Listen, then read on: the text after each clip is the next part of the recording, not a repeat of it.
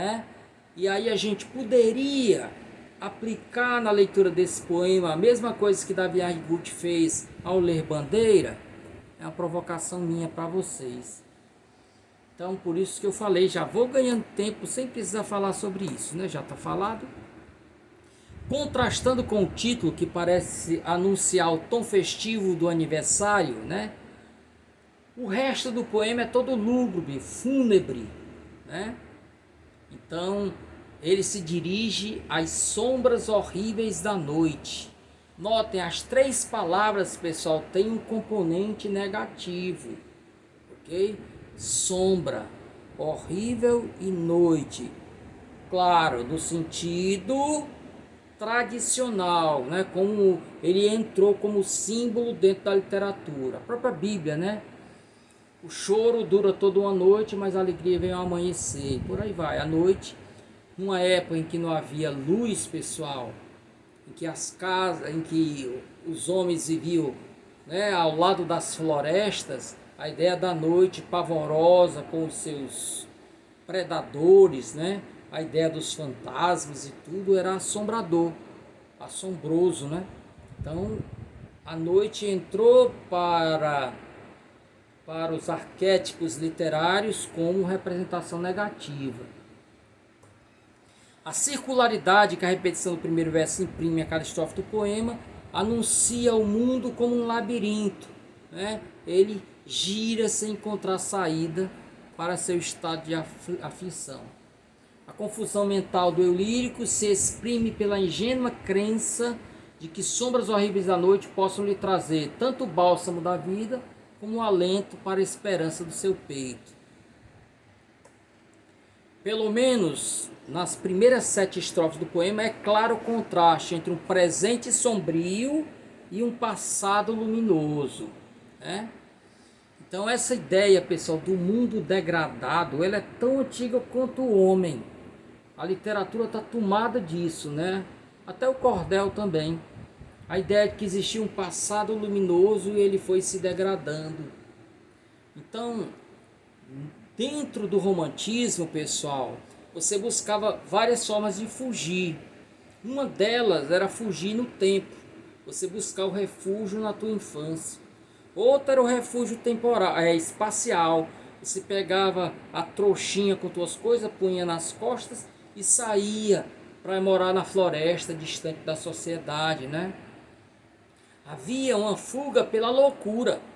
Significava negar essa racionalidade dos homens. Lembram? A escola anterior privilegiava a razão. Agora você vem privilegiando a loucura, os sentidos, a intuição, né? E a mais radical de todas as fugas, pessoal, a morte. Como a gente já citou aí, o sofrimento, né, do jovem Werther, né? Então buscar o punhal no punhal, a solução para tuas dores. Então essa, pessoal, não é estranha a estética romântica, fugir do presente buscando se refugiar no passado. Nesse contexto chama a atenção de um eu lírico tão jovem que acabara de alcançar os 22 anos, faça alusão à mocidade que já passou. É claro que a gente não pode perder de vista também que nós estamos falando ainda do século XIX, não é, pessoal? Um dia desse eu vi no meu Face, uma colega colocou um anúncio de jornal que ele falava de uma velha de 42 anos. Era uma manchete de jornal do começo do século XIX. Então, a velha de 42 anos, você já imaginou isso, né? 42 anos, o cidadão nem casou, nem saiu de casa ainda, né? Os eternos adolescentes.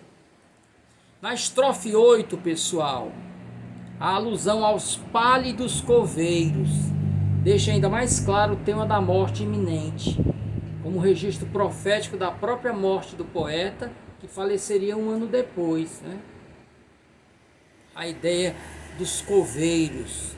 Muitas vezes o coveiro, pessoal, nem é pessoa física, né? É um coveiro como se fosse um espírito que vaga ali. A partir da referida estrofe, o ânimo do eu lírico parece se modificar. Algo sintomático disso é a expressão do desejo de cantar sua doce aurora. É cedo ainda, ó pálidos coveiros, ainda quero beber ventura enganos. Então até ali ele via como que sentindo algum regozijo na morte, né? Agora ele já começa a se portar de maneira diferente. Quero cantar minha doce aurora e tal, tal. Então estou ante das imagens do seu estado de alma até então, sempre relacionados com a desilusão e com o sofrimento. Ainda persiste a confusão mental do eu lírico, como se vê na dificuldade de identificar os pálidos coveiros. Ele não sabe se são mensageiros dos céus ou do inferno, né? Ele não sabe. Todavia, negando-se ao covarde esmorecimento, a voz profética anuncia que deseja viver. Vocês lembram? Afrontar o raio, né? Nesse contexto, as imagens funéreas, sombras horríveis da noite, a enxovia fatal da eternidade, etc., passam a ser substituídas por imagens luminosas, pessoal. Começam a surgir palavras como banquete da vida, morenas febris, canto matinal das avezinhas, palmeira americana, gentil, etc. O poema começa a se iluminar. Até mesmo quando imagens aterradoras retornam, estas são mostradas como preâmbulo de imagens positivas. A tempestade vira oásis de bonança. A escuridão, o berço da luz, ainda que pálida do relâmpago, né? A voz poética, inclusive, passa a rejeitar as imagens fúnebres, a saber, o esquife, o lamento fúnebre, que são as nêmias, o sino que anuncia a morte, as velas e a penumbra. Ok? Teria conseguido o eu lírico romper assim o labirinto em que se encontrava? Pergunta retórica. Cremos que não, seja pela permanência da circularidade imposta pelo repetir de cada primeiro verso das estrofes finais, seja na absoluta negação ao paraíso pós-mortem. Ele diz: seu retorno à vida é principalmente um carpe diem ante a total descrença na felicidade após a morte, colocando-se o eu lírico em um estágio ainda mais desesperador que a dúvida anunciada no monólogo de Hamlet. Hamlet fica em dúvida se depois da morte vem algo bom ou não vem, né? Já ele não, tem certeza. Voltarei sem temer ao grande nada. Como não lembrar do início de Guimarães Rosa, né, pessoal? Grande Sertão Veredas, no nada. No nada, né? Ou non nada, né? O no de não. Há várias interpretações de no nada. Sobra assim um quadro de desalento, bem ao gosto, satanista, romântico. A ideia de viver o seu inferno, pessoal, diário. Como o diabo está no inferno, nós estamos no nosso inferno pessoal, no nosso inferno ainda aqui terreno. Só para fechar, pessoal, vou passar rapidamente sobre a Academia Francesa e prometo, quando a gente tiver o nosso próximo encontro, retomar rapidamente, né? Então nós tivemos um movimento, pessoal, chamado Academia Francesa. Ele cronologicamente ocorre entre a segunda e a terceira fase do romantismo, tá? Então ele foi um movimento antirromântico, mas ele não teve força. Tanto é assim que ao acabar, continuou-se sendo romântico, ok? Há uma grande discussão se a Academia Francesa foi feita ou não aos moldes de uma academia que havia no Recife, né? A Academia do Recife, capitaneada por Tobias Barreto, dele fez parte Silvio Romero. Então, enquanto essa foi francesa, a de lá ela tinha uma orientação germanófila, eram os autores germânicos que liam. Então é uma discussão porque alguns autores da nossa Academia Francesa foram ao Recife e já existia a academia lá do Recife. Só que quando a academia de lá existia, ela ainda estava na sua primeira fase, que não era uma fase ainda de discussões de ideias, ela ainda é uma fase literária. Então não é verdade, segundo alguns acreditam, que os nossos cearenses que lá estiveram trouxeram a ideia de lá para cá, né? O que aconteceu foi uma coincidência de, naquele momento, a França... Bom, as ideias que deram origem ao realismo começaram a correr mundo, então os intelectuais tinham contato com essas ideias. De toda forma, o nome só veio bem depois, eles não se autodescreviam como Academia Francesa, não, nada disso. O Rocha Lima, que foi um dos criadores, é que já brincando, já posterior, uma fase posterior, numa graceja, numa pilhéria, disse que a nossa era Academia Francesa porque a de Recife era germanófila, né? Então a de lá era germânica, a nossa é francesa, porque se lia aqui mais os autores franceses. Não foi uma instituição, pessoal, literária. Era uma instituição de caráter filosófico, de discussões de teorias filosóficas. Todavia, ele acaba tendo um desdobramento sobre a literatura, porque eles vão condenar esse tipo de literatura, nós acabamos de ver aí, uma literatura baseada nessa coisa não racional, não é? Nesse sentimento exacerbado e nessa coisa toda. Então, Otacílio Colares diz: na verdade, pensando bem, foi com Rocha Lima, Capistrano de Abreu e Araripe Júnior que a crítica iniciou seu surgimento entre nós, o que significa dizer, ao positivismo como filosofia e ao naturalismo como norma estética, devemos, sem sombra de dúvida, o aparecimento dos primeiros críticos na terra do autor dos ainda hoje valiosos ensaios sobre Gregório de Matos e José de Alencar. Então tem essa importância também, porque também se cultuou a crítica, né? E a literatura era um dos objetos dessa crítica, dessas discussões. Aqui alguns autores, pessoal, que deram suporte, né, a todas essas teorias que eles estudavam. Eu não vou me deter e discutir cada um deles aí. Tá? Eu faço isso quando a gente estuda a literatura portuguesa, porque aí a gente tem 4, 5 semestres para falar, então aí eu entro no realismo e vou discutindo cada um desses autores, como eles contribuíram, tá? Então vocês podem, se quiserem, eu posso mandar alguma coisa sobre eles para vocês. Ok? Então tem aí um pouco das discussões sobre eles, aí, essas teorias que eram lidas, né? Que eram lidas pelos componentes da escola francesa. Então, algumas informações: surgiu em 1873, extinguiu-se em 1875, muito curta, né?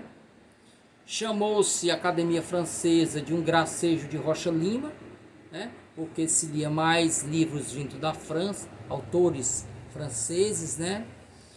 As reuniões, ora na casa de Rocha Lima, ora na casa de Tomás Pompeu. Os jovens se reuniam lá para discutir positivismo, determinismo e outras questões, tá? Havia também esse projeto que eu achei muito interessante, pessoal. Sempre achei essa escola popular. Então não eram jovens que se limitavam a apenas discussões, né, vagas. Eles tinham esse projeto da escola popular, de ministrar aulas gratuitas aos operários, né?